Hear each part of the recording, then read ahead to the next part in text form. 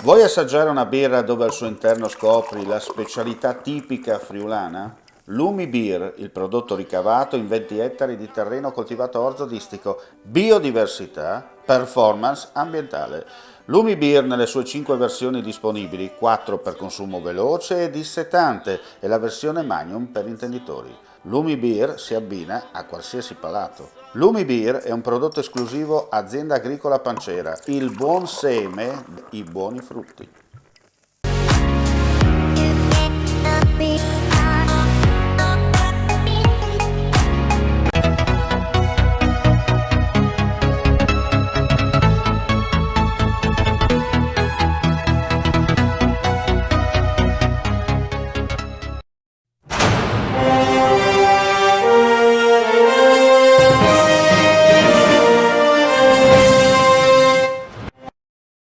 Nell'ambito dell'attività di monitoraggio del territorio teso alla prevenzione e repressione dei reati contro l'ambiente, i militari del Nucleo Operativo Ecologico di Udine hanno eseguito approfonditi controlli all'interno di un'azienda sita a Capriva del Friuli, impegnata nel settore delle escavazioni, demolizioni edili e silvicoltura.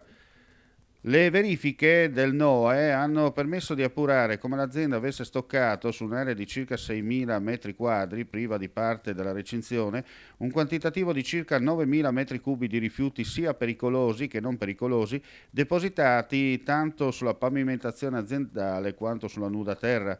Tali rifiuti sono stati risultati derivare in massima parte dall'attività di demolizione, come dimostrano dalla presenza di un cumulo di circa 8.000 metri cubi di macerie, ed in parte minore dal legno o da imballaggi misti di carta e plastica.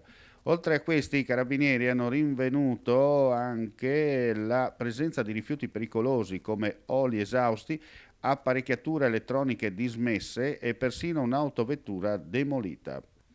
Alla luce delle risultanze investigative emerse nel corso dei controlli, i carabinieri del NOE hanno denunciato in stato di libertà alla Procura della Repubblica di Gorizia il titolare dell'azienda, il quale in futuro sarà anche chiamato al corretto smaltimento dei rifiuti, al ripristino dello stato dei luoghi e alla regolazione dal punto di vista autorizzatorio. L'intera attività è stata compiutamente relazionata alla Procura della Repubblica di Gorizia, che ha assunto il coordinamento delle indagini.